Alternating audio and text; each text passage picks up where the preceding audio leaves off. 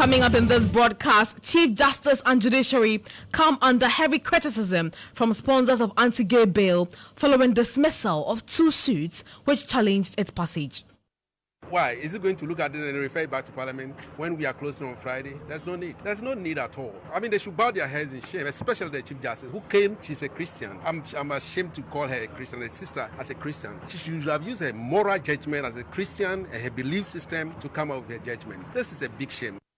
Tonight on Starr Today, we interrogate the issues, plus tell you why the sponsors have wholeheartedly endorsed the petition for the removal of the Chief Justice. Also in this broadcast, newly assembled anti-corruption team by President John Dramani Mahama renews hope in fight against corruption as Ghanaians throw weight behind the Operation Recover or Loot preparatory team. I feel they are fit for the job and then they can cover it. I believe a black one and I trust a black one and I trust Bovlevu and Ufubachi. It will work 100%. Those people you choose, they are excellent. But my disappointment is this. You should have asked the deputy communication officer on it. Basintale. Stay with us, as despite the optimism, Executive Director of the Ghana Integrity Agency, Mariada, fears the team may end up redundant like many anti-corruption agencies. And also, call it a reversal of positions and you won't be far from right. The joint transition teams have locked horns over last-minute recruitment and payment being undertaken by Akufo-Addo government. Coming up in the bulletin, we'll tell you what changed then and now. And later in the bulletin, we will tell you why over 20 million Ghanaians are desperate to seek greener pastures abroad due to hopelessness and economic hardships. So I think it's due to the economic hardships we are currently facing, and then looking at how the dollar rates are rising and then the inflation in the country. So the country is really hot for the citizens. Ghana, Ghana, so you're 8 years, apart from scraps, no so. Contract. We have details of that latest Afrobarometer report, which reveals that a percentage of Ghanaians considering the country, traveling out of the country, has seen a quantum leap from 41% in 2016 to 61% in 2024. And much later in the bulletin, we sit with the Deputy Minority Chief Whip, Comfort Doyo Kujo. We have the details of these and many other stories making up this 1 hour 30 minutes broadcast. Do stay.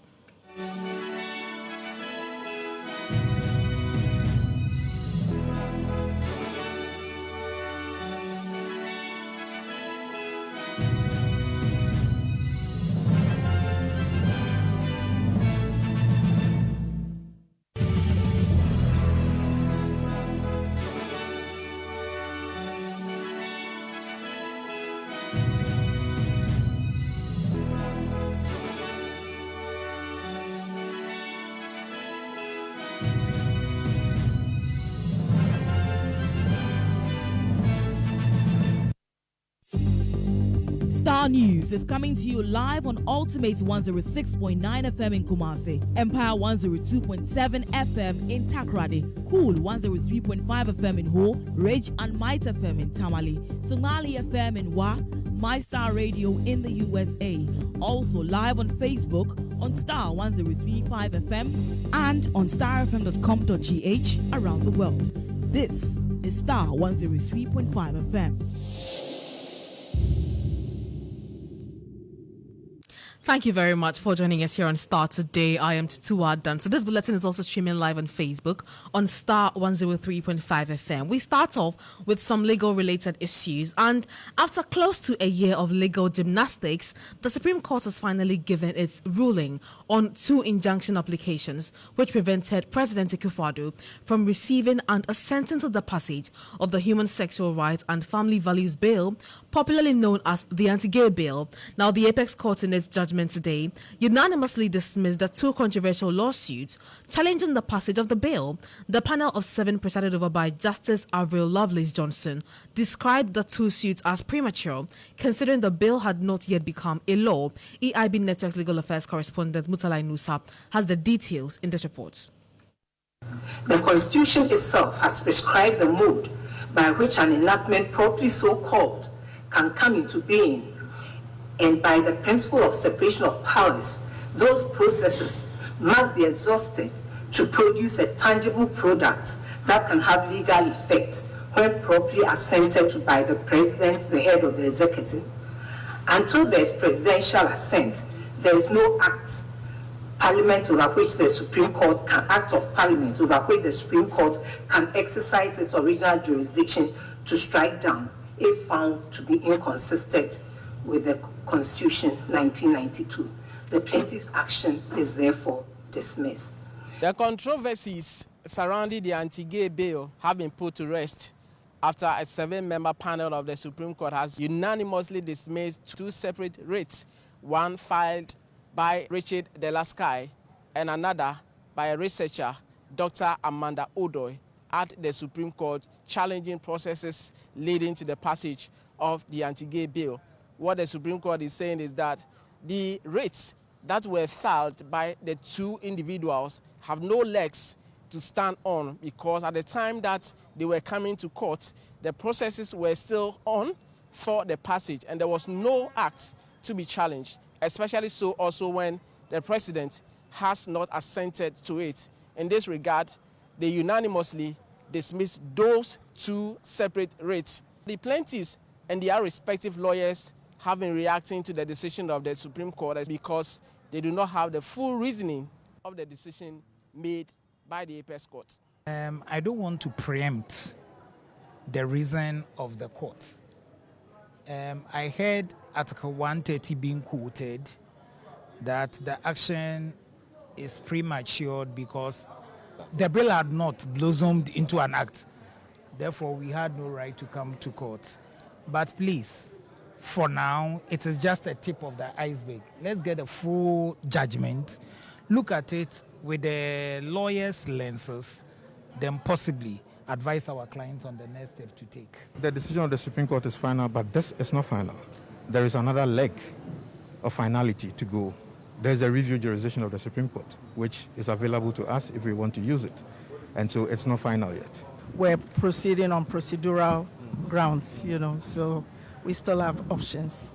Yes, but as we have said, we will wait to hear to see what is in the judgment. I am surprised and disappointed. What is clear now is that Parliament is free to deal with the matter, transfer the bill to the presidency. But what is clear also is that once the parties get the full reasoning, they are properly able to inform themselves on the next line of action as to whether to seek a review or not. But what is clear is that the 2 separate writs have been unanimously dismissed by the Supreme Court. From the Supreme Court here in Accra, Mutala Inusa, GH1.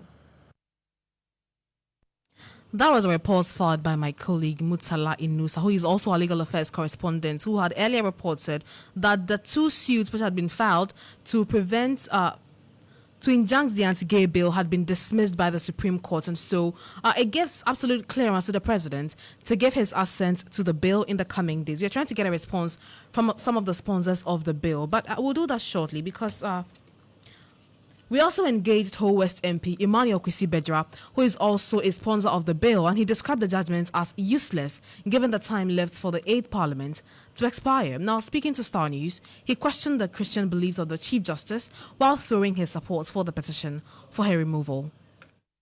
I'm not excited at all. It shows clearly the kind of people we have at the helm of affairs. You know very well as a Chief Justice and the Justice of the Supreme Court that this case does not have any merit. We have 3 institutions of governance. You have the judiciary, you have the legislature, you have the executive. The legislature have their duty and mandate under the Constitution to come up with a law. And it is the prerogative right of the president not to sign or bring it back to Parliament. And you, the Supreme Court, you know very well. And you've delayed. Ghanaians have given judgment to this government that it is because of this bill we will not vote for. And they didn't vote for the government. And so why will you now use this as a means of telling Ghanaians again that, oh, there's no need for this bringing it to court? You should have done that long ago for the president to sign. He has only 2 weeks to go. Why? Is he going to look at it and refer it back to Parliament when we are closing on Friday? There's no need. There's no need at all. I mean, they should bow their heads in shame, especially the Chief Justice, who came, she's a Christian. I'm ashamed to call her a Christian, a sister as a Christian. She should have used her moral judgment as a Christian and her belief system to come out with her judgment. This is a big shame. Do you think it was deliberate on her It part? is deliberate. I mean, if the president can say that somebody is sending a case to the court while there was nothing at the court, it shows clearly that the president is not prepared to sign. He will not sign. Now the hurdle has been cleared, somebody will say. If the president signs it, will you be surprised? That is his own legacy. I like to sign or not to sign. For me, I've ruled him out. Former President Mahama is returning as president. Will you sponsor another bill? Because this bill actually expires with this parliament. Of course. We will not sponsor any bill. We will bring this back by the government itself, by John Mahama-led administration, and this bill will come, we will pass it, and he will sign. And that will be his legacy to the glory of God. Obviously, you are disappointed in the Chief Justice. There's yes. a petition for her removal. Will you support it? I will support it 100%. She should go. You just heard from Emmanuel Kwesi Bedra. He's a member of parliament for the whole West constituency. Let's go over the phone lines now and speak to the lead sponsor and also MP for the Ningo Pram constituency, Honorable Sam George. Thank you very much for your time this evening. Now, after 10 months of legal tussle, judgment is finally here. This must be exciting news for you. Well, good evening to you. Good evening to your listeners. Well, it's not necessarily excitement, but it's just thanksgiving to God that eventually this is all 10 needless months of waste. There's the reason why we talk about the need for expeditious delivery of justice. For justice delayed is justice denied. 10 months for the Supreme Court to reach a judgment that everybody knew was the rightful position of the law, that Richard Delaskai and Amanda Odoy had no case whatsoever. Shouldn't have taken us 10 months to get here. But, I mean, better late than never, they say. But, I mean, looking at the current decision now, would you say that the 10 months was completely unwarranted? That's the point I'm making. I mean, the Supreme Court knew from the get-go that this case was dead on arrival, and that this was a red herring. This case had absolutely no merit. Now, logic, and so really they should have dismissed this much earlier. Right. Now, justified for us to pass comments on that. But for now, I think I want to wait for the bill to get to him and see what his actions will be. Absolutely. I mean, I don't want us to preempt the president, but let's just, in the event it expires with this current parliament, is that something that the next administration may want to take a look at? Well, the point has been made by President Mahama on the campaign trail. He's reiterated that at least on 4 different occasions, that our cultural values frown.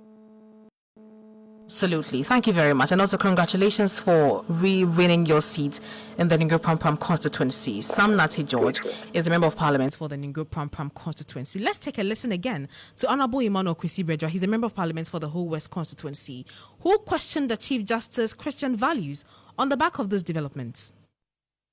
I'm not excited at all. It shows clearly the kind of people we have at the helm of affairs. You know very well as a Chief Justice and the Justice of the Supreme Court that this case does not have any merit. We have 3 institutions of governance. You have the judiciary, you have the legislature, you have the executive. The legislature have their duty and mandate under the Constitution to come up with a law. And it is the prerogative right of the president to sign or bring back to Parliament. And you, the Supreme Court, you know very well. And you've delayed.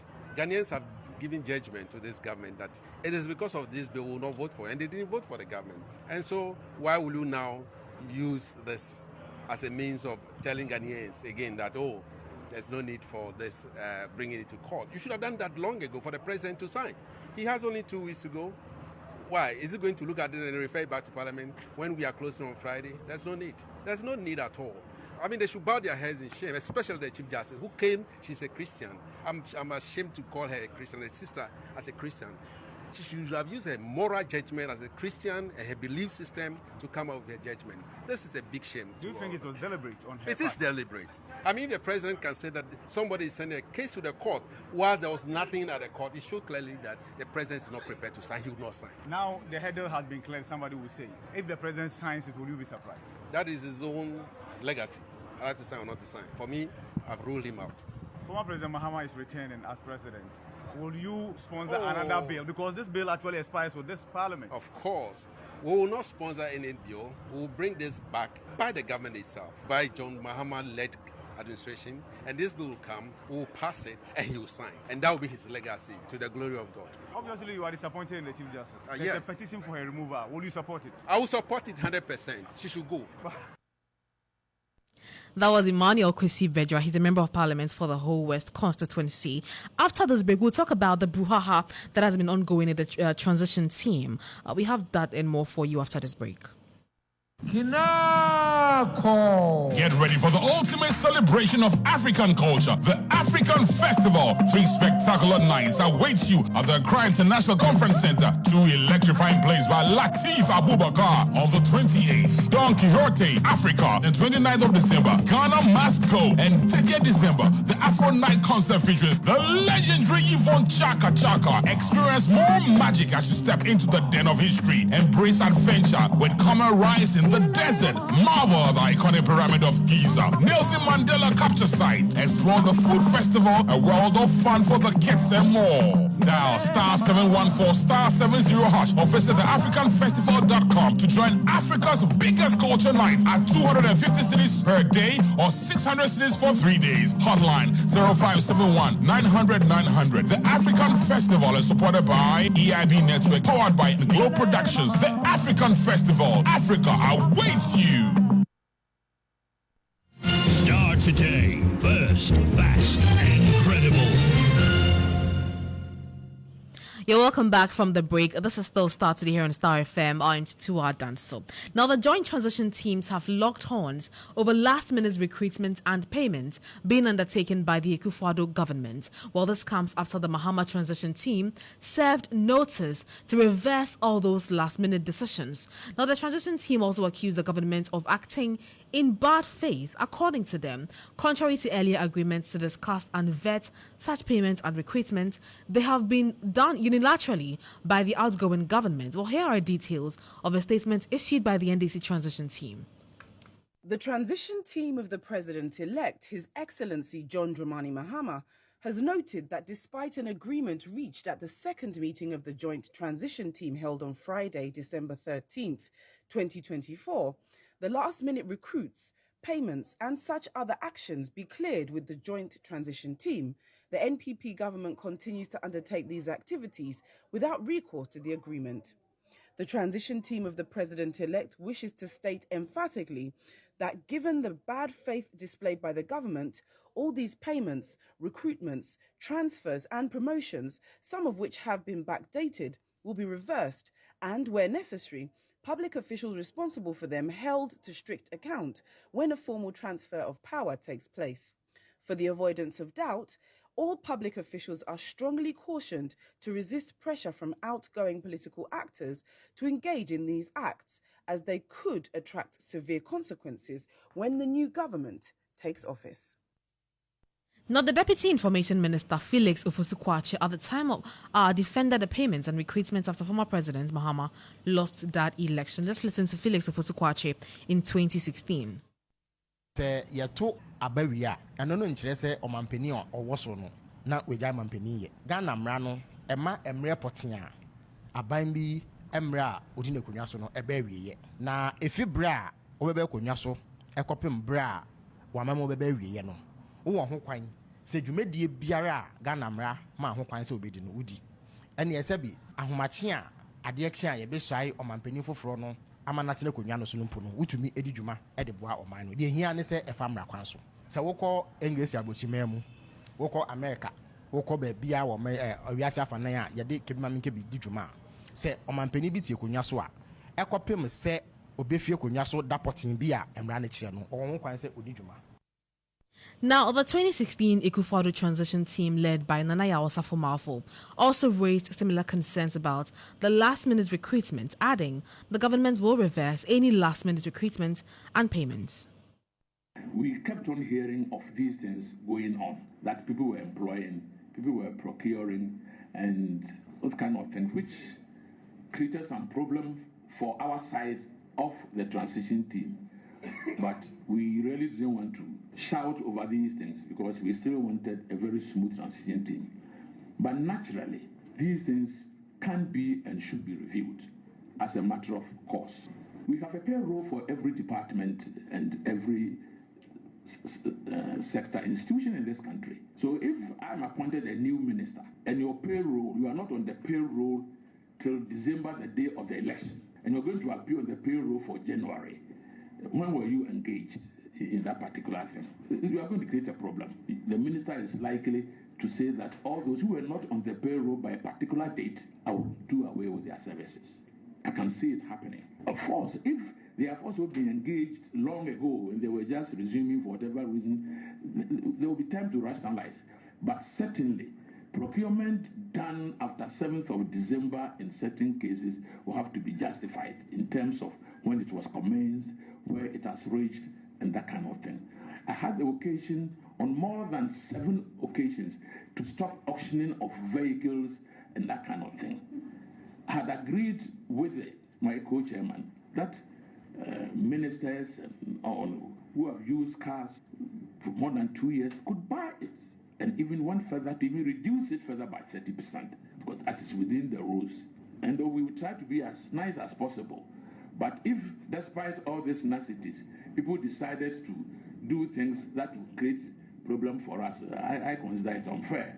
But not until the people are out, you can't see what is gone wrong. So my transition members were putting pressure on me to do ABC. I said, no, let's have a very smooth transition. Let's take time to look at these things and also do what is right and what we can explain to the Ghanaian public. Like if names appear on the payroll after December, we definitely will lay them off quietly. If certain procurements have been carried out on the very day, then we're going to, yes, then, because why would you employ after, in fact, the American system, Mr. Chairman, the word lame duck president comes out of the American system. From August, up to the time the next president is sworn in, nothing happens in the U.S. in terms of procurement, in terms of the... That was Yao Osafo Mafo. But let's go over the phone lines now and have a conversation with a governance expert, Dr. Frederick Odu. Doc, thank you very much for joining us this evening on Starr Today. Now, the NDC is raising concerns about the outgoing government, last-minute recruitment and certain appointments. Are the concerns being raised by the party legitimate? Well, I mean, if there's anything illegal being done, then we should all be very worried. So that would be my first concern. These payments, these recruitments, are they legal? Have they followed due process? Have there always been a program of activities that were supposed to be done along the line? Or they are seeking new mandates to do that? The payments, are they on budget, or it is just something that somebody is trying to do in the last minute? The recruitment, are they things that had been planned? Have they gone through the public service procedure for recruiting? I mean, if everything, if some of the activities are being done illegally, then there's a cause for concern. However, if these are planned activities and due process of the law have been followed, I don't see why we should be complaining about that. Now, in 2016, Felix Ofosu-Kwakye clearly indicated that the government then was going to expire on January 6 or 7, 2017. But in 2024, he's saying a different thing. How do we marry these two instances? No, the point is that you see, when, like you say, when the boot is on the other foot, if Mr. Ofosu-Kwakye believe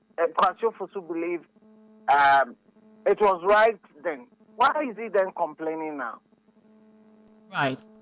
That is my point. You see, if we're talking about the Presidential Transition Act, and if you go through the act, there's nowhere that the act says the government of the day must go to the transition team to inform them about whatever they are doing. There's nothing like that. There's no provision like that in there. And then again, beyond that, in 2016 into 2017, the outgoing government undertook all such activities. And were they legal? If it was legal, then what is happening now is also legal. So we can't pick and choose. That is why I am saying, let us all respect what the law says. If we can go by the law, nobody should complain. All right, Doc, thank you very much for that clarity there. Dr. Frederick Odo is a governance expert. This is still Starr Today. Starr Today, first, fast, and credible. Well, I told you earlier we're going to have a conversation with the Member of Parliament for Ada in the person of Comfort Doyo Kujo. But she's here with me, fortunately. Comfort, it's good to see you. Thank you. And congratulations to you. Thank you. How did you manage to win this time round? Oh, but I have been winning. I mean, in 2020. Me winning is not a news. Oh, really? But me losing will be the news. Why? Because everybody knows that for Doyo dear, she's going to win. So it was a clear-cut victory for you. Oh, very clear-cut. Okay. There was a lot of machinations, but I was able to manage all of them. Tell me about some of the machinations you're talking about. Oh, I can say a lot of the people that I trusted, all of them were preaching curtain brows and other things. And, you know, Adam, against you or against when Mahama? It comes to against me, because of the family background of the other candidates, then there was a businessman who feels I'm a thorn in his flesh. So he also organized some goodies to share to people, monies and other things to vote against me. But because of my good work, I was not having anything, but I won. I see. But help me understand, I mean, your assessments of the election in general. How was it for you? Excellent. In Ada, for instance? Excellent. Because my people have been very honest to me. Very, very. Upon all the monies, the rice, oil, fertilizer, 200 Ghana cedis each for one person. They can engulf the whole village and give everybody. But they didn't even look at that at all. Okay, but what about the voter turnout? How was it? It was low, but it went well. Do you have any idea why the voter turnout was low? Oh, it was nationwide. You know, politicians, we keep failing Ghanaians. So it's like people are not happy, people are not comfortable. And you do things with joy. So if you are not happy, how do you go out there and vote? And it's time we need to realize all these things and correct the error. Because we were also created by God. Absolutely. So how can we behave as if we are created by Satan, so we cannot do right thing? We should just learn how to do right things. Okay. Now, let's talk about the 9th Parliament. We have seen that there has been a drop in the female representation. How does that make you feel? NDC side, we are bringing 31 female. But generally? So it will be 41. And now we were how many? Is it not 33? You are 40 now? Yeah, is it not 40 now? Oh, there's actually an increase. Okay. By one? 41. 41 from the NDC side. 31 from NDC side. And MPP 10 is bringing 10. Okay. How does that make you feel? Is that still enough for female representation? Really, not really. We did well. The MPP didn't try. They didn't face a lot of women. But we did our part. And we'll continue to work hard to increase the numbers from our side. And I'll urge them to do same.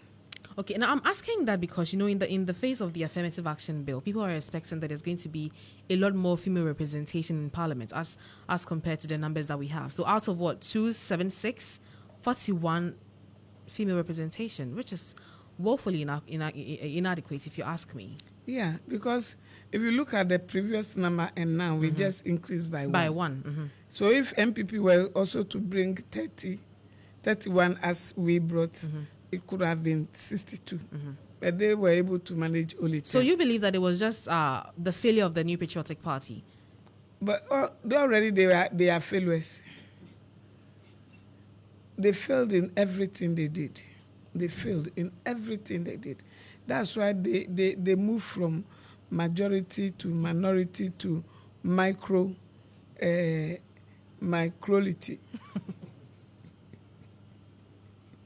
They moved towards they were majority and they came to minority and they came back. Now they are micro. Micro words. I won't talk. You just want to push me. I see. But I mean, tell me about what did the magic for the NDC in the upcoming in the general election really? It is the failure of the MPP, the promise and fail, and then they talk, but it's not real. If you come to Adan, they will tell you they have one district, one factory in their books. When in Parliament, one district, one factory is in Adan, but it's nowhere found in Adan. So as I keep saying, I don't know, we have a different Ghana that they live in, and we are also in a different Ghana. But if it's the same Ghana, which is all that they are putting on paper, talking too much, it's not real. They are talking about free education. You get to the school, it's not real. Because people get there, and before you could say, Jack, you spend over 2,000 before your child will be admitted. The child is there, a lot of bring this, bring that. So the parents are feeling it, and you keep telling them it's free, and they are not seeing the free.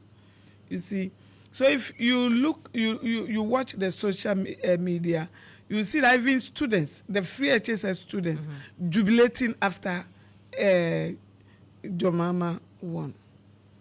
You see, so you can't deceive the people all the time. Right. I see. I mean, the last time you came here, you said the NPP should prepare their handing over notes. Yeah. What changed? But they are preparing. Now, as I'm speaking to you, all of them are seriously working on their handing over notes because they are leaving. They will leave office. And they should pray because it will be difficult for them to. Okay. But initially, I mean, in our previous engagements, you were very emphatic on the fact that you were the majority and you I don't want to say disregarded the Supreme Court's ruling, but it looks like you were just only going to listen to what the Speaker had to say. But on Monday, when you went to Parliament, we saw you sitting at the minority side. What informed that decision? Because we were told what we should do. So we did exactly who that. told you to sit there? Oh, that one there is our internal issues. So we did a lot of consultation, and we said, okay, the Supreme Court, these people were 137, 138, and then they are normal reduced by 3, and they became 134.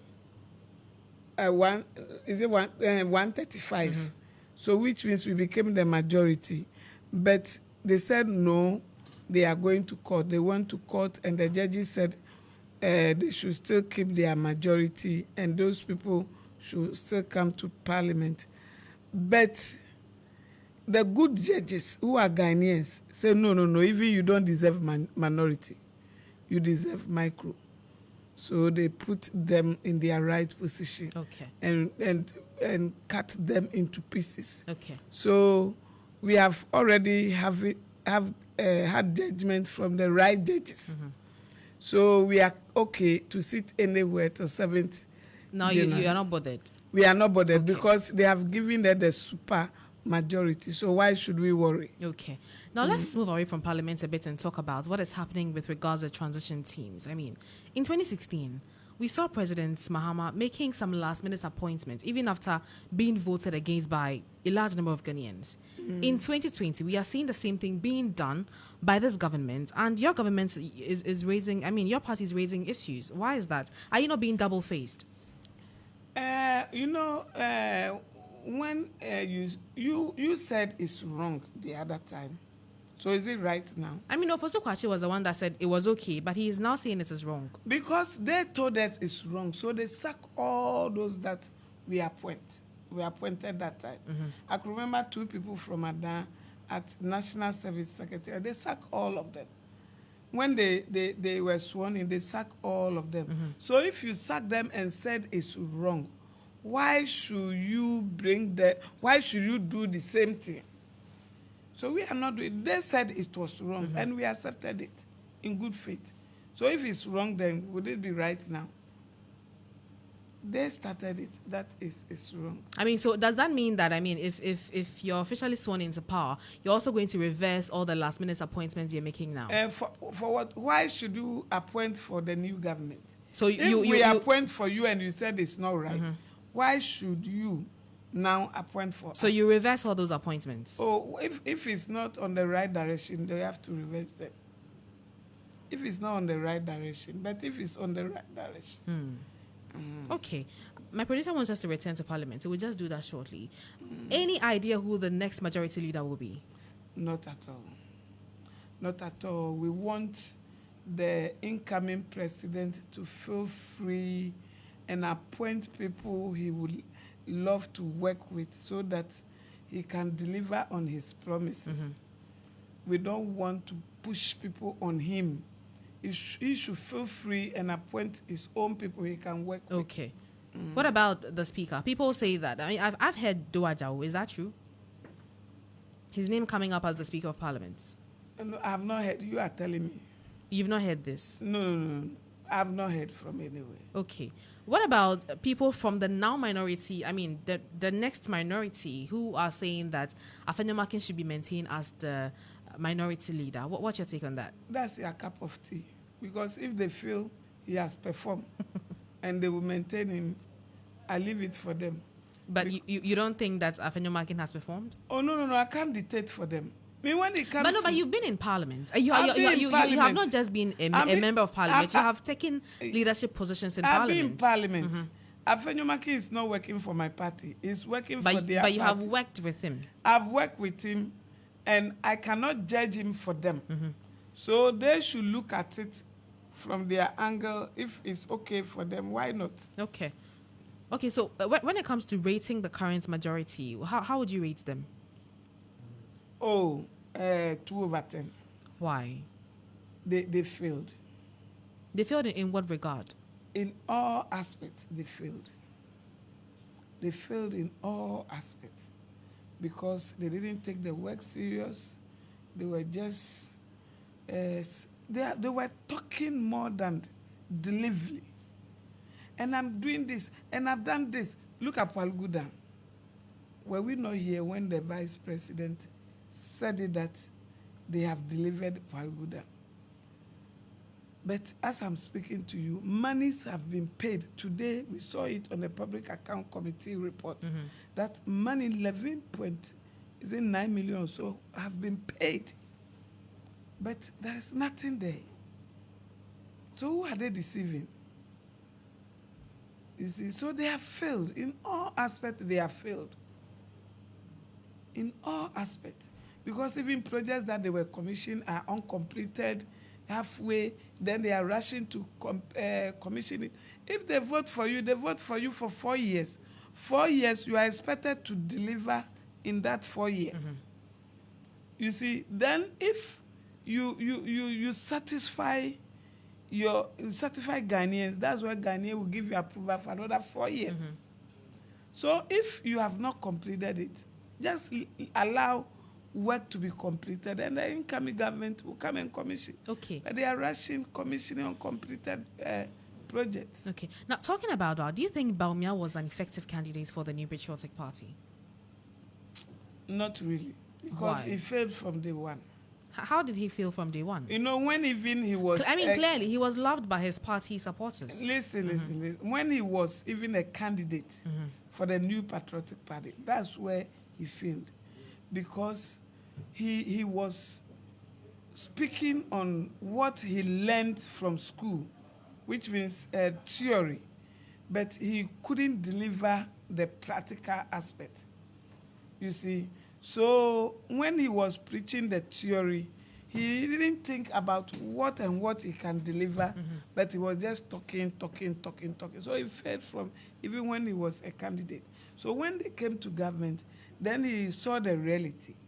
Then he realized that, these things cannot be achieved. he was talking too much. You see, and anyone who talks too much lies. That's what made him a big failure. From day one. Okay, now let's talk about his vice presidential candidate. I mean, your party has constantly attacked him, saying that he didn't add anything to the Baumia tickets. All he did was to dance to Sisifia. How would you assess his performance? You know what? I don't know what happened to Napo, because he was a nice man when it comes to parliamentary work. His contribution and everything, excellent. But the moment, I mean, I didn't follow him anytime he's campaigning in his constituency as a member of parliament. But the moment they gave this opportunity to him, then it's like everywhere he goes, then it's like, he doesn't, it's like he's missing, I don't know how to describe him. Because he was just talking anyhow, and it's like he doesn't understand why even they should make him a presidential, a vice presidential candidate.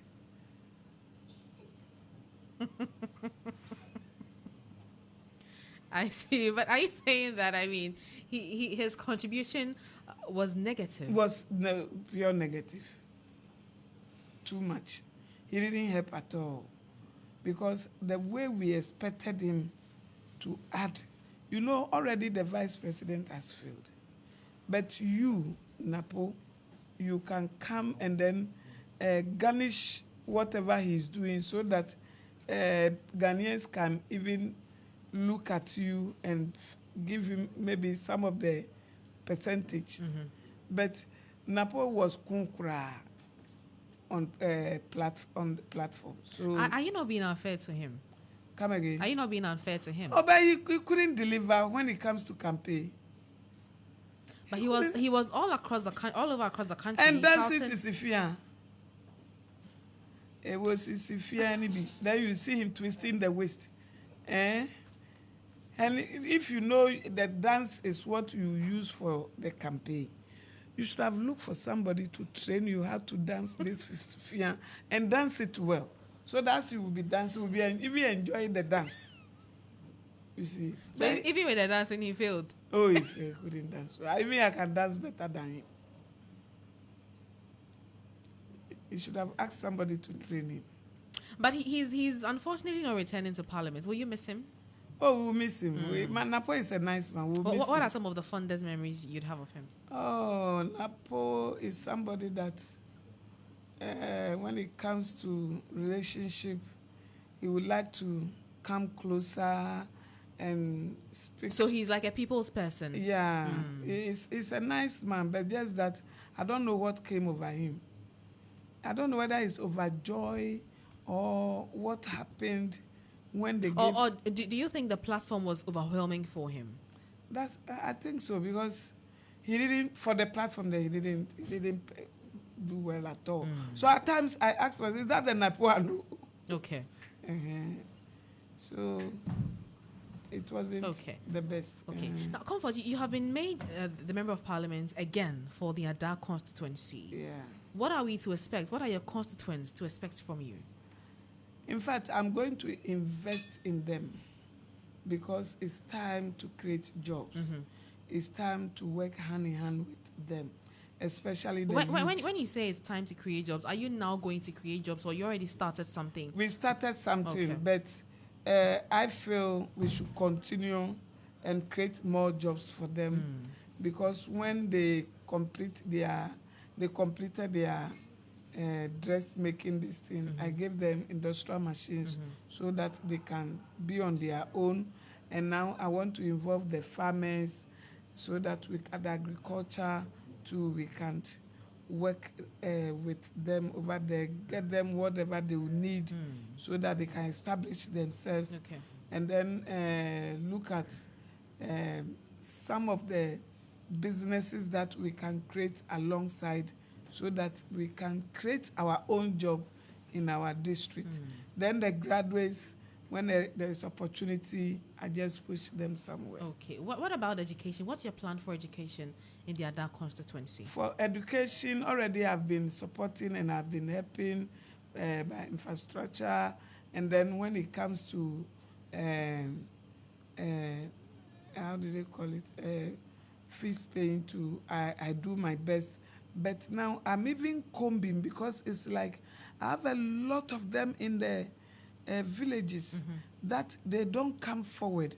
Nobody is bringing them. They don't talk to me, and they are just there. Right. And small problems is disturbing them. So now I've asked the youth to give me a list so that I will know those who are doing the secondary education in their community. Right. So that me myself will be talking to them to know the difficulties they are facing, the challenges, the dropouts. If possible, I send it back to school so that they can go and complete. Okay. So I'm doing a lot about it. I mean, largely, your flagship policy was a 24-hour economy. I mean, as a party, how do you think that will benefit the constituency in Ada? A lot, especially the agriculture side. Tell me. It will benefit us because if people are not going to sleep and work 24 hours, which means we also have to increase our farm yields because those who are not sleeping will eat. You see, so in the night, in the morning. So there's going to be 24-hour farming. We have to. Do you have electricity to support that?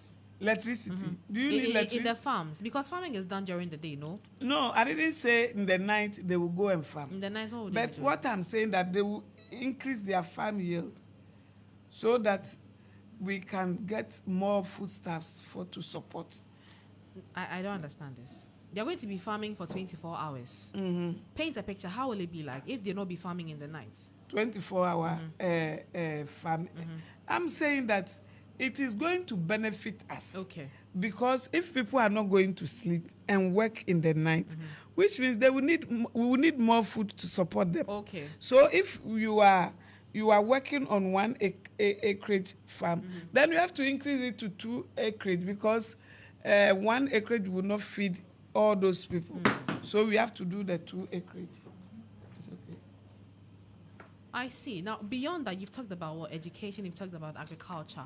What about sanitation issues? What about roads? Because, I mean, one thing we know for a fact is that most of the roads in your constituency are bad. I know it's not your job, but do you have any contribution towards that? That's my main headache.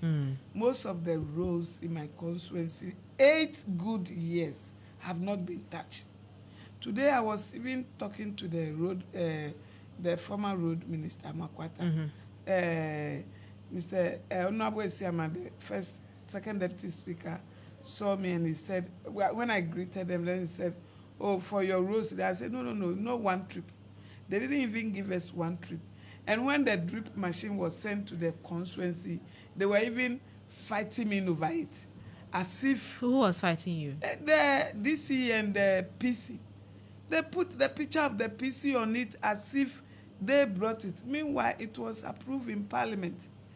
And it's our common fund that we leftovers that we use to procure them. But they were fighting over it in the district as if it's for their candidate. Even my PC, the PC from the MPP, said it in public that he lobbied the machine from Baumia, which is a big lie. So we manage it and we finish with the elections. But now that we have won, I'm going to take full charge. I even learned they are using it in the pit to cut gravels for people to go and selling to the people to pocket the money. So we are doing the following up tomorrow. I see. Now, I mean, going forward, you have said that you don't want to put pressure on President Mahama, but are you looking at being retained as the second deputy whip in Parliament? It's up to him to decide. If it doesn't happen? Oh, why should I cry? I'm there. My people send there to be a member of Parliament. But any other one is just additional post that I got. Okay. Are you also eyeing any ministerial position? Not at all. You don't think that you can perform in any capacity? Oh, I can perform. Which capacity can't I perform? Performance is not about big grammar. It's about action on the ground. So anywhere they put me as a minister, I can even deliver more than what their expectation. But I'm not eyeing it because we are many. So it now is up to the president to say, I need you to help me in this area. But I can't go and say, put me here, put me there. No. Okay. Now, going forward, what will be your advice for the appointees of John Mahama? Because clearly, some people that were even ministers were voted out of parliament because some Ghanaians have attributed it to their arrogance. What will be your advice for the incoming appointees?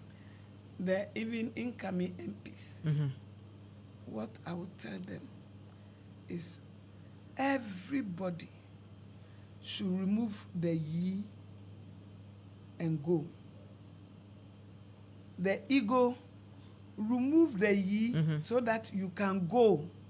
If you don't remove the ye from the ego and go, you'll be one-term MP.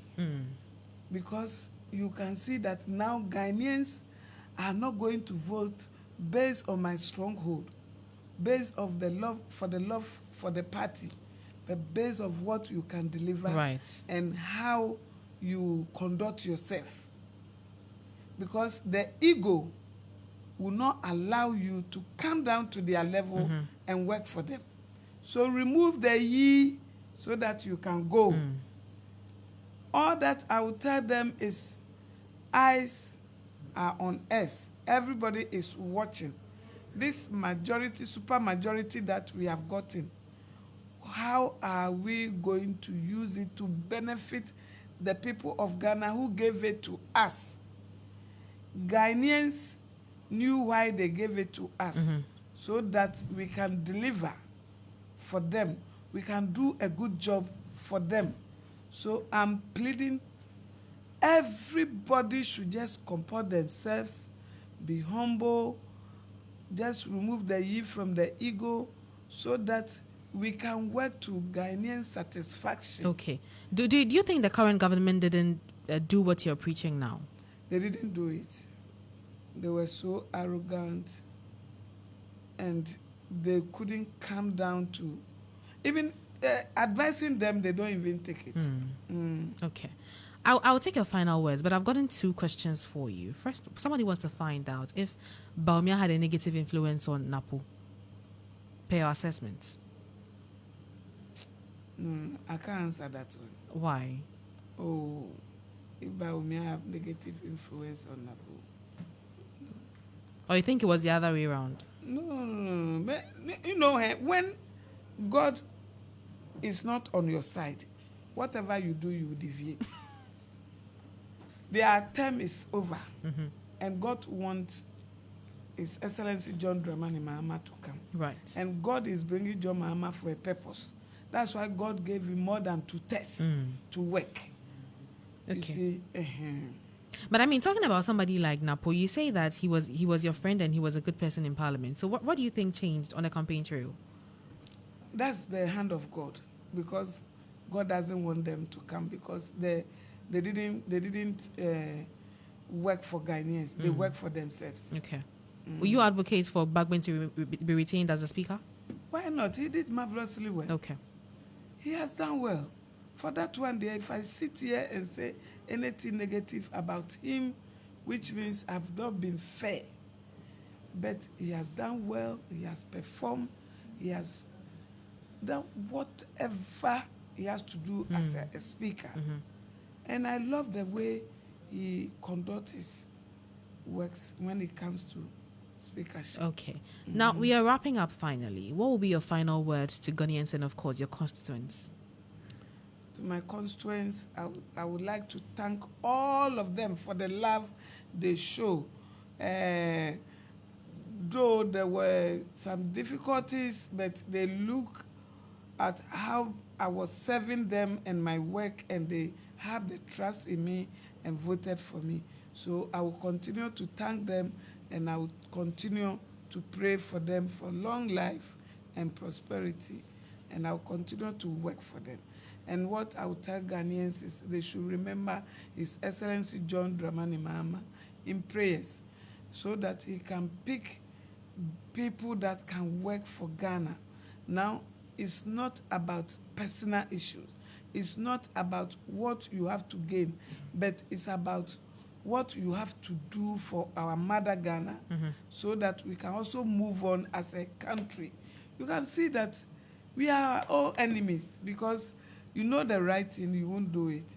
So let's remember him in prayers and remember all those that he will appoint in prayers so that they can deliver for our satisfaction. Absolutely. Thank you very much. And congratulations once again Thank for winning that seat. Will you contest in 2028? Let's talk about today. Okay. And when it we gets cross there. the river. Okay. Thank you. Thank you so much for coming. I've been engaged in Comfort Doyo Kujo. She's the Member of Parliament for the Ada constituency. She's also been re-elected. So currently she's the MP-elect for that constituency. Comfort, thank you very much. You're still listening to Starr today. We're right back with more stories. Starr News is coming to you live on Ultimate 106.9 FM in Kumasi, Empire 102.7 FM in Takrady, Cool 103.5 FM in Ho, Rage and Might FM in Tamale, Somali FM in Wa, My Star Radio in the USA. Also live on Facebook on Starr 103.5 FM and on starfm.com.gh around the world. This is Starr 103.5 FM.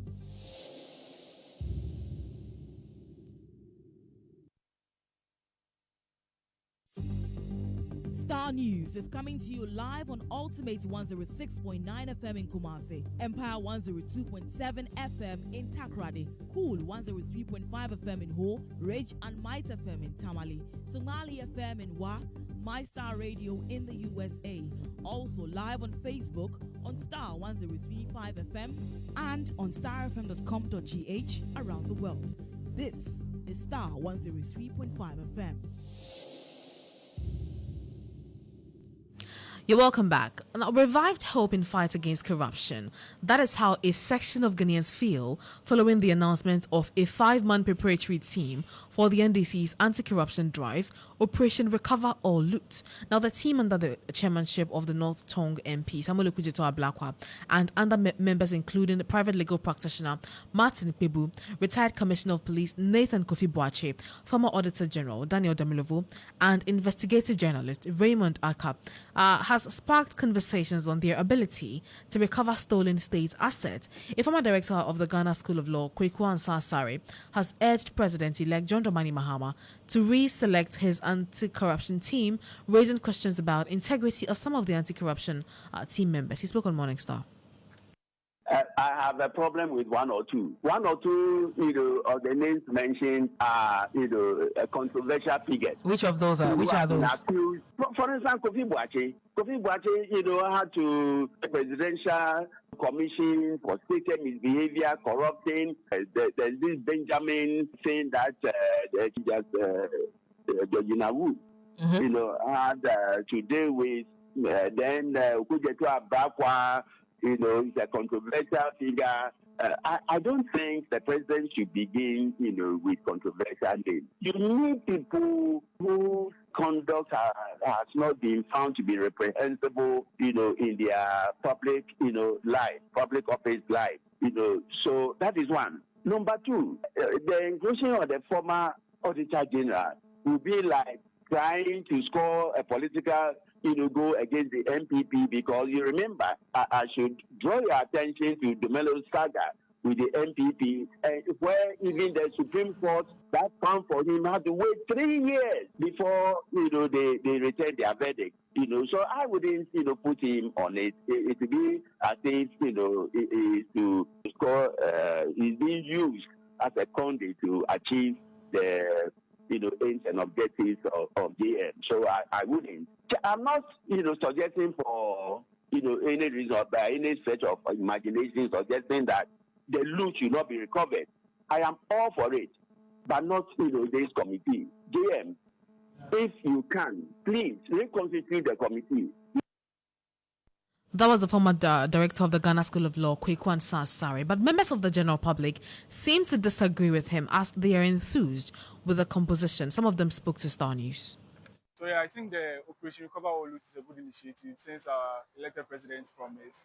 And then I just saw the list today, and I think the committee members will make sure that they recover all the loot, and I feel they are fit for the job, and then they can recover it. And I hope they do. I believe Ablakwa and I trust Ablakwa and I trust Bovlovu and Ufubuachi. All the things that he did is very perfect. So he should, your mama should try and accept the outcome that they will bring by the grace of God. The lands, they should bring it back. Government, state properties, they should collect everything. It will work 100%. Committee there, GDS, sir, Nippon or you say, or yeah, committee, yeah, GDS, by Juman, come on, because I dear Bia, Omoyano, and him so on by Jinin, Gan, those people you choose, we have hope on them. At least one Ablakwa is there, and then Domnovo himself, we know what they did to him. So we want him to pursue them very well, and we get even down they took, they should bring it back to the nation. Even down they took, they have to get it back. So we are hope on the President Mama what they did, and those people you choose, they are excellent. But my disappointment is this: you should have asked the deputy communication officer on it, Basintale. Meanwhile, political analyst Dr. Asa Asante has lauded the president-elect on his choice. Well, he believes all members on the anti-corruption team are excellent and fit for purpose. The body is a good one. The work they are going to do is part of our process to strengthen the frontiers of our governance architecture in this country. And all these processes, issue about corruption and investigation leading to it, is in line with the tenets of our constitution and that of the governance. And so I'm really supportive of the cause, and the team that they put together is nothing but the best that can handle this thing without any fear or favor. It's interesting. You are categorizing the group as the best. We also just picked the thoughts of Kweku Ansasari, and he believes that some of the individuals on there are controversial. For instance, Samuel Okudzeto Ablakwa and then Nathan Kofi Boakye as well.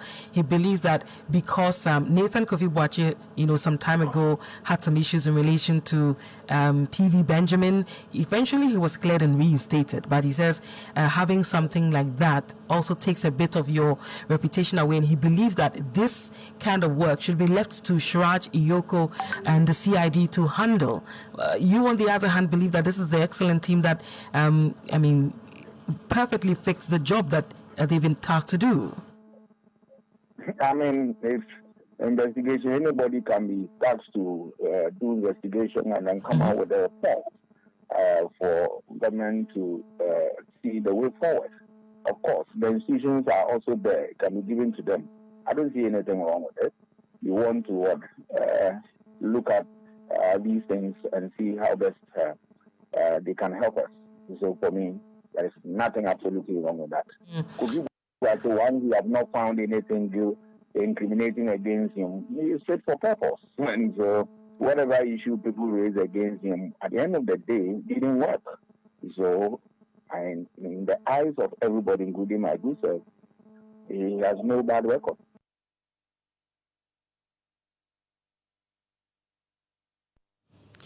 You're still listening to Starr Today. We'll be right back. Starr Today. First, fast, and credible. Now, over 20 million Ghanaians are considering seeking greener pastures abroad due to hopelessness. This is contained in the latest Afrobarometer report, which reveals that the percentage of Ghanaians considering leaving the country has increased from 41% in 2016 to 61% in 2024. According to the report, the primary motivating factors for emigrating are to find better work opportunities, escape economic hardship, among others. Tanzania stands out as the only country where immigration intentions have declined, while North America and Europe are the most preferred destination. A significant proportion of potential migrants would prefer to relocate within Africa. My colleague Edem Kojo joins me in the studio with the details of the report. Edem, thank you very much for joining us. What is the report saying exactly? Okay, so Afrobarometer surveyed 24 African countries in 2024, and what comes out with is that almost half, that is 47% of respondents, or basically half of Africans, say they have considered moving to live in another country. Okay. Now, that 47%, when you break it down, 27% say they have considered it a lot. So 47 have thought about it generally, but 27% say they have really considered leaving their home country. Now, if you go deeper into the data, because I see 47%, Ghana unfortunately lies above that line. Because as you rightly said, Ghana now has 61% of its population from the initial 41%. 41% from 2016. Yep. So out of the 61%, and this is very interesting, 44% say they have really given it a thought. Like a lot of thought. So there's 61 that generally would say, okay, yes, I've considered it. But then there's a 44% in there that have really considered it and given it a lot of thought. With just about 17% saying that, okay, it's something they may have considered. They have considered. Right. But 44%, they are dead sure in their heart that they really want to leave. Probably taking steps already. Probably, yes. So, and Liberia is actually the highest in Africa. Liberia stands at 76%. And then Gambia. 76% of the respondents in Liberia want to leave the country. country. And then Gambia follows with 68%. Then there's Cape Verde with 64%. Then Ghana with 61%. Now in Africa, the list is Tanzania, with just 9% of their population wanting to leave their country. Okay, that means their leaders may have been doing some magic for them in the country. Yes. So that's relatively the lowest. Now, as you rightly said, Ghana's had a change of 20 percentage points within the last 8 years. And Tanzania's own has actually reduced by negative 5%, by 5%. So it means that 5 years ago, about 15%, 8 years ago, about 15% of them say they wanted to leave. And now those who want to leave are reducing. Meanwhile, Ghana has moved up by 20%. You know what's worrying? I mean, looking at Liberia, Gambia, Cape Verde, and then Ghana. Yes, that's West Africa. The first two countries, at least I know, that have had very serious security issues. But we haven't had that in this country. So to be part of the top 5, I find it very worrying. Yes, and we find ourselves in a very interesting list because Zimbabwe follows us. So if you look at the countries that we are currently in, they could clearly mean that we are, as you rightly said, we are probably doing something wrong, and Tanzania is doing right. So let's look at the preferred destination. 31% say they want to go to North America. That is either the US or Canada. Okay. 29% say they want to go to Europe. 17% say they want to go to another country within Africa. Yeah. And then the rest goes on. Tutua, if you had, which one would you want to go to? So that I see where you fall. Probably North America. Probably okay. So you are part of the 31%. Okay, that's an interesting. Then we go into the reasons for immigration and better work opportunity. Nearly 50%. In fact, nearly half of respondents say, that's 49%, say for better work opportunity. 29% say poverty or economic hardship. Right. And just 5% say for business. So 50% of Africans want to move out of the region. Look for greener pastures. So this is the findings that is coming from Afrobarometer, and it gives us a wonderful indication of what's happening. And I'm sure you and whoever listens is not surprised. Jackpot has become a very and I feel like it's even a world-wide trend, because recently I saw a video where people in London had queued at the American embassy. The queue was massive. Well, it was massive. So for me, it's like a worldwide trend. So it's unfortunate. So you want Afrobarometer to do what? London Barometer or America Barometer? Worldwide Barometer. Adam Kojo, thank you very much. Adam Kojo is my colleague on the research desk. But we head to the streets of Accra to gauge the views of Ghanaians on this. Take a listen to them. So I think it's due to the economic hardships we are currently facing, and then looking at how the dollar rates are rising and then the inflation in the country. So the country is really hot for the citizens. So I think that's the reason why most of the citizens are fleeing the country. Though we need a youth to build the country, but it's because of the economic hardship. So that's the reason why they are leaving. Because Ghana, for Juma Nasam, because MPP for Ban. I'm for more Ankasa Nipan or Maria Juma. Ghana, so your doors, because see, I call politician 8 years, young Juma. Apart from scraps no so. My ban contract, Nina. Juma be uncosu. Yes, you and your Juma. Until now, the Hona 1 year Juma. Now, what is ahomope dwumafoɔ na ɔmbɛyɛ dwuma sɛ wɔbɛto kwan akɔ na yɛdeɛ yɛgyidie sɛ president elect ba no yɛɔmahama yɛsoɛ no in a dwuma no 24-hour economy dwuma no ɛbɛba na obiara nyɛ dwuma yɛ nti yɛnyɛ abɔtra ahwɛ sɛ na ɛbɛba after swearing in What I realize is that for a lack of job in a country, because most of the youth, those who are graduating from the university and other stuff, they go to companies with applications and it's like there's no vacancy than other stuff. So with this, if they realize that there's an opportunity outside calling, they feel like that one will be better for them. So because of that, they travel out of the country.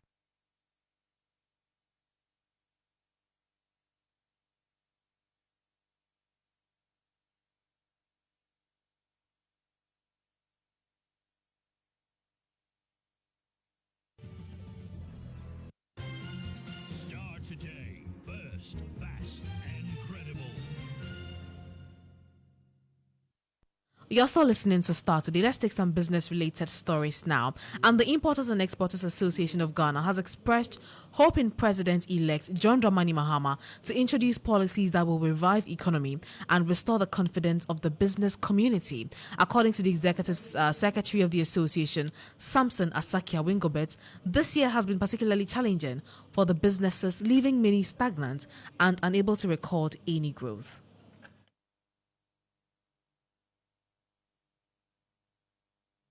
In regards to the cedi to the dollar rate, many businesses who used to import went on silent because if they import, their capital got burned and people were losing sales revenue over 40% month by month, and it has not been easy for the business community. Expectations are very high, just like my industry, the business community expect better policies, new government to come to offer policies and solutions to control inflation, to control depreciations and stuff on. I see hope is coming. I see good new policies that are going to come. I see 120 days of John Mama will give some certain tax scrapping, and that pushing the consumers' needs as well. That was Samson Asakia Wingobet. So the Chartered Institute of Bankers is urging newly inducted members to uphold professionalism in the banking sector to address the increasing reports of fraud. Well, this comes after the Bank of Ghana's 2023 fraud report revealed that such cases increased to 15,865 in 2023 from the initial 15,164 in 2022, reflecting a 5% rise. Well, here is the CEO of the Chartered Institute of Bankers, Robert Jato, speaking at the 16th induction ceremony for the over 100 newly inducted members. A word of advice and encouragement to our graduates. I encourage each one of you to step into the world with confidence and a profound sense of purpose and responsibility. You have earned an exceptional professional qualification that should enable you make a positive impact in our society. Whether it's from galamsey to fraud in the banking sector, you are the trusted professionals, and we expect that you make a difference. Remember, Africa needs trusted professionals who are competent and ethical. Be a voice of professionalism and ethics. In other words, give voice to values in our industry and society. Let's save and protect our water bodies. We can do more than just lending. I will leave you with the way you should work as you go back. There are 4 H that you should pay attention to.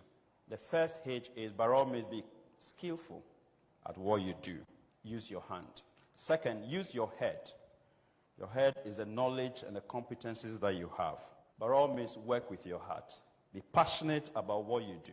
And certainly have a height in mind, which is your vision of the future. Those are the 4 H's I'm leaving with you. Those were sounds from the Chartered Institute of Bankers there. But let's talk about our earlier story where we told you that the president-elect has instituted his 5-member committee, which he says will lead the team Operation Recover All Loot policy. But let's go over the phone lines now and speak to Mary Ada. She's the Ghana Integrity Initiative. Thank you very much, ma'am, for joining us this evening on the bulletin. Now, first of all, I mean, we have a 5-member preparatory committee for the Operation Recover All Loot. It must be good news for the anti-graft space, isn't it? It should be. It should be, and not just for the anti-graft, the whole society and everybody who does fight against corruption.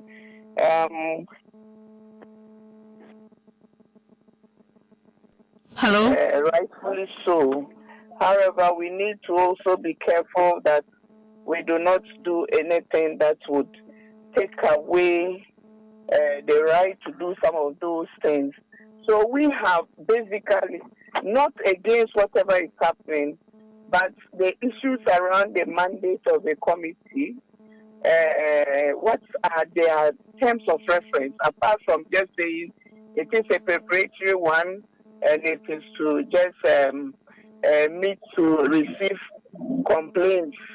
Is that all they would be doing? We would need more information because as the President-elect has said on several platforms, sunshine is the greatest disinfectant to every darkness. So we want to know, and knowing that would also help us.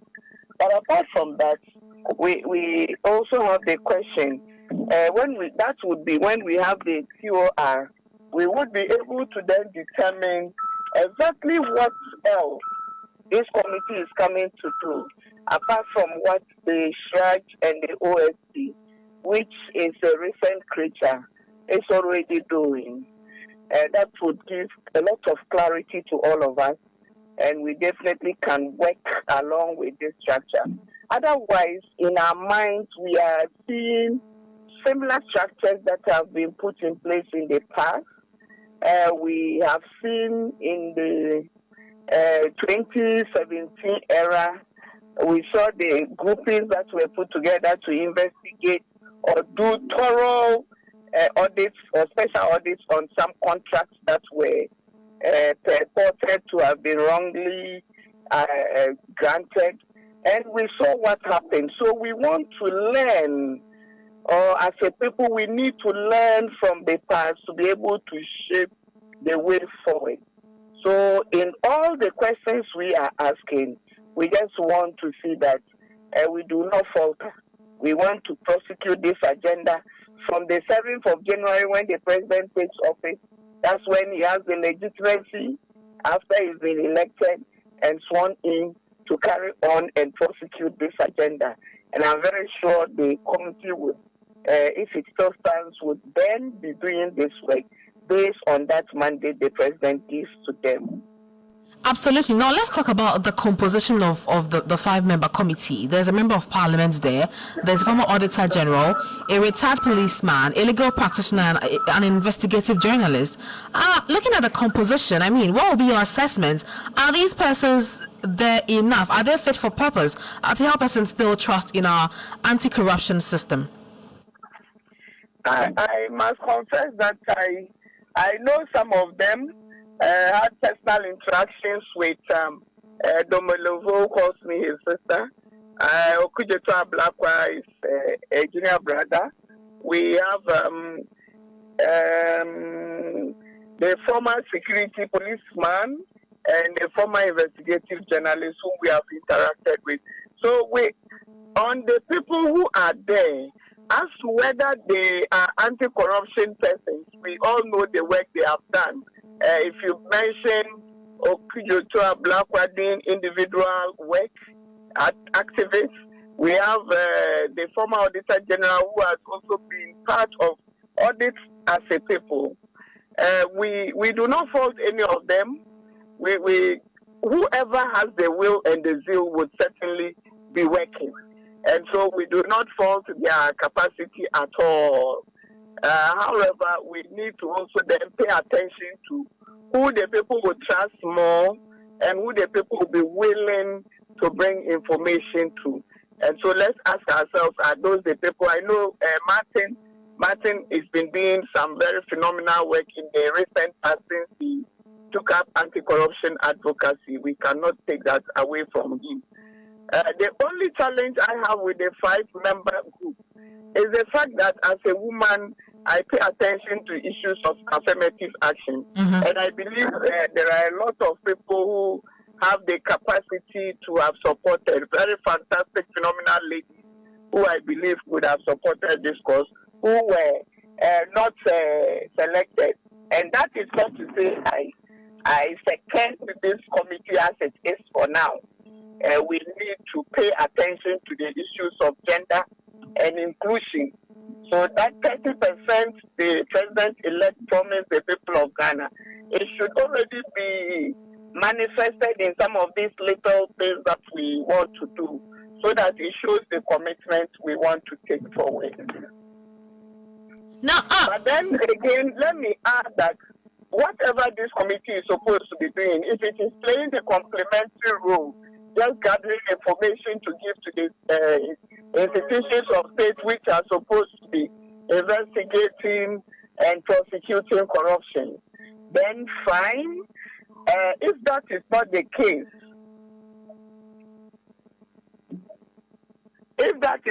case, then we would have a little challenge going forward, because what will they be doing with the information they gather?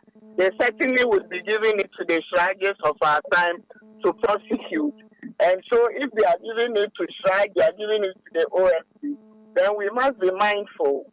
But let's be careful with those set up committees which do not have the mandate, so that when you send the information, then everything is repeated again. That's for me another area we need to pay attention to, because if the committee's mandate you investigate, I don't think they have an investigative mandate. They are collecting. They are collecting information. So we would then be sort of duplicating. I am not too sure about that, but I see it.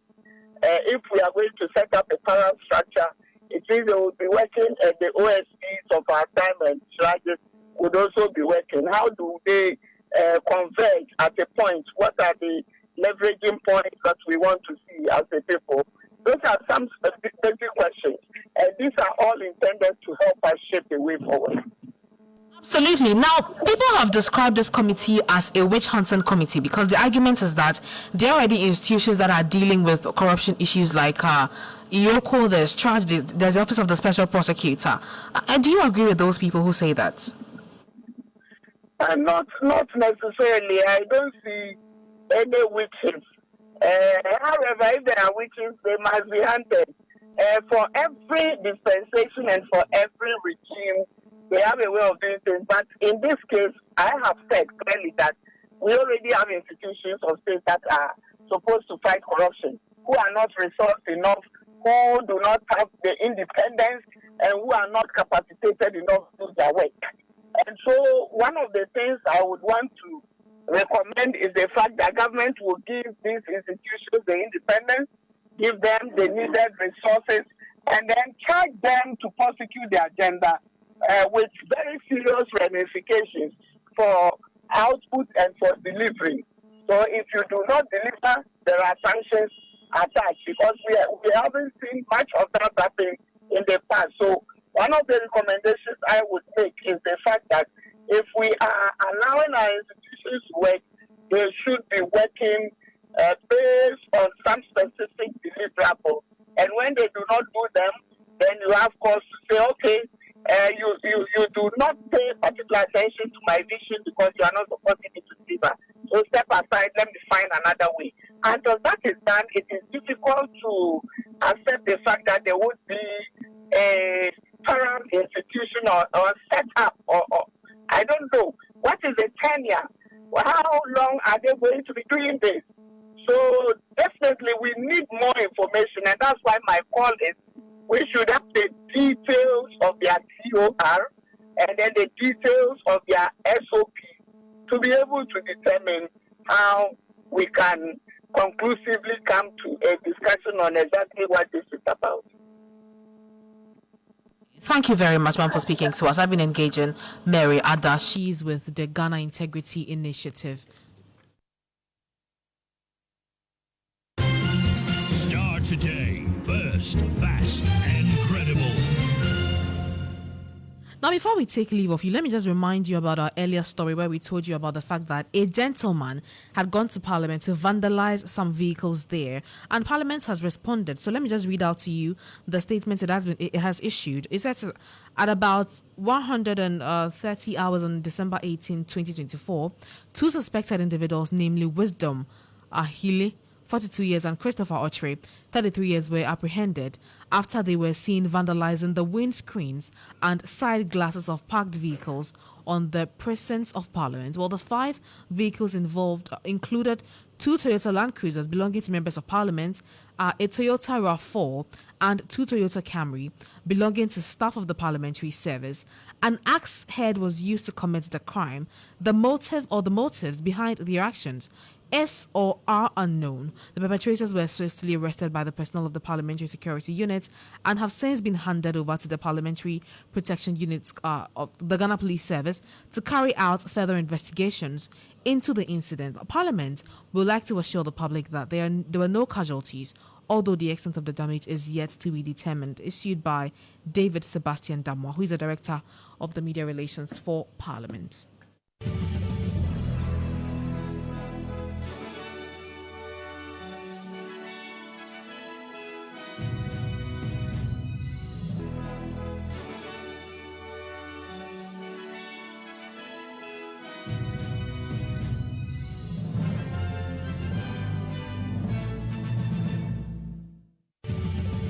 And that wraps up the bulletin this evening on Star Today. For more news updates, kindly visit our website, starfm.com.gh. I'm Tuwa Dan. So this bulletin was produced by Eko Anan, Prince Asian, Benjamin Saki, Edem Kujo, and of course, Emmanuel Donko, Joey, and Paco. Made sure that the bulletin was live on Facebook. Thank you very much for listening. We are back tomorrow with more news updates. Have a good evening.